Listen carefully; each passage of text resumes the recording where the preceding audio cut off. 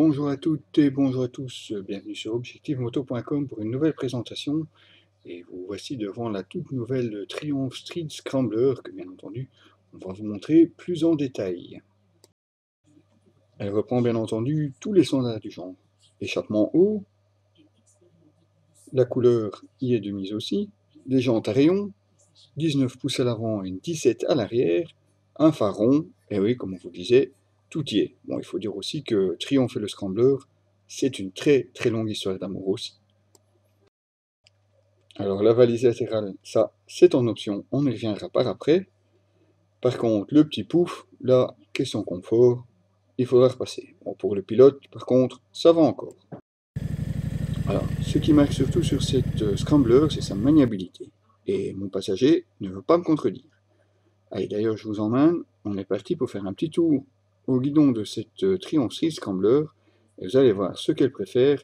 Eh bien, c'est la balade, un son aise, tranquille, on enroule, on profite du paysage et de la route. Ah oui, finalement, c'est bien ça la moto, non?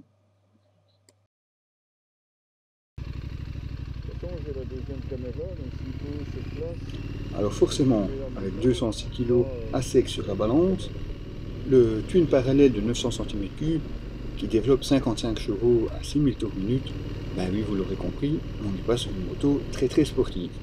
Qu'à cela ne tienne, on profite un petit peu du couple de 80 Nm disponible à seulement 2850 tours minute.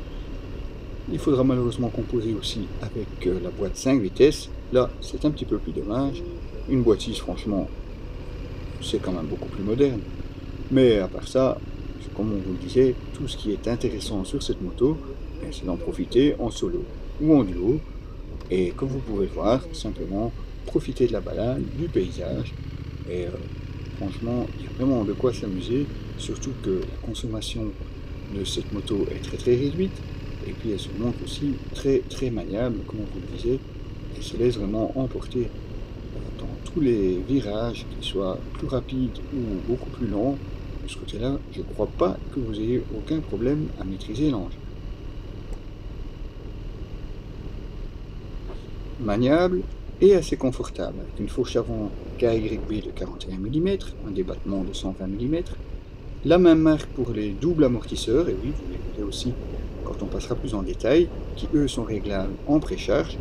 Finalement, pour le pilote, la moto se montre assez confortable. Le petit pouf arrière, par contre, lui, ce serait un petit peu plus compliqué de convaincre quelqu'un de rouler toute une journée derrière vous. La table longue, au bout d'une centaine de kilomètres, on risque déjà de se plaindre, vraiment de se plaindre de son séant. C'est d'autant plus dommage que, malgré les seulement 12 litres de son réservoir, les étapes sont quand même assez longues. Et oui, elle a vraiment un appétit d'oiseau, cette moto. Forcément, comme vous pouvez le voir sur la vidéo, on ne l'a pas brusqué non plus. C'est pas la philosophie de la moto, et franchement rien n'invite à la pousser plus fort. Enfin, bien que là quand même, un petit passage sur le circuit de Chimay, et oui, en scrambler, je vous l'accorde, c'est un petit peu original. Et pour ceux qui se demandent où j'ai bien pu aller rouler, vous aviez en première partie le Val-Joli, ça c'est en France, le circuit de Chimay, ça tout le monde le connaît, et puis on se retrouve forcément en revenant, près des barrages de l'Odeur, bien entendu, ça va de soi, non? Quelle meilleure région pour vraiment profiter d'une bonne balade à moto. Pour en terminer avec la partie cycle, on parlera du freinage, un simple disque flottant de 310 mm à l'avant, des étriers 2 pistons de la marque Nissin, avec l'ABS bien entendu, un simple disque 255 mm 2 pistons également à l'arrière, et n'hésitez pas à utiliser les deux parce que le simple disque avant malheureusement manque un petit peu de mordant, et si vous avez une conduite un petit peu plus sportive, là ça risque d'être un petit peu difficile au freinage. C'est suffisant, mais c'est pas sportif. Enfin, comme le reste de la moto, quoi.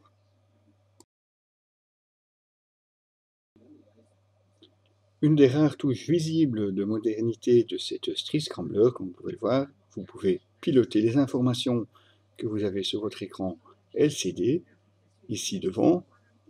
Alors finalement un contour très minimaliste comme vous pouvez le voir, mais qui se montre malgré tout complet, puisque vous avez entendu quelques voyants sur le haut, mais vous avez aussi les informations comme la consommation et l'autonomie qui s'affiche sur votre petit écran. Vous avez même le contour qui s'y affiche aussi. Et comme vous avez pu le voir en aide à la conduite, eh bien c'est aussi très limité puisque vous avez l'ABS, bien entendu, ainsi qu'un contrôle de traction. Et puis c'est tout. Souci du détail, et oui, on pourrait croire que c'est un bouchon sans clé. Eh bien non. Bien joué, Triomphe. Ça, on apprécie. Je vous avais dit aussi qu'on reparlerait de la valise, qui est en option. Et c'est un petit peu spécial, parce que comme vous pouvez voir, on peut la retirer très facilement. Et pourquoi? Parce que vous avez à l'intérieur une lanière qui est fournie, tout simplement pour pouvoir l'emmener un petit peu comme un cartable. C'est très facile, on déclipse les deux grosses boucles ici, et vous n'avez plus qu'à la glisser vers l'arrière. Et vous voilà avec un beau cartable pour emporter toutes vos affaires. Et puis moi, ce que j'aime bien chez le Scrambler, c'est ça. Pas besoin de route justement pour en profiter. Petit sentier comme celui-là, c'est largement suffisant. Bon, évidemment, il y a des limitations, on n'est pas sur une moto d'enduro ni sur une moto de cross, mais franchement, il y a vraiment de quoi s'amuser. Et puis quand on voit l'état de certaines routes, eh bien, autant en profiter. La garde au sol est suffisante, les suspensions aussi. Et puis après tout, on passe à travers tout, quoi, non? Oups, pardon, c'est vrai, promis, je le ferai plus. Allez retrouver l'article complet de cette Triumph Street Scrambler sur notre site www.objectif-moto.com.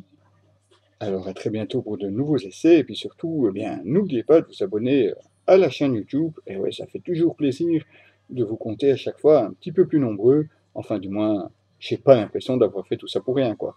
Comprenez?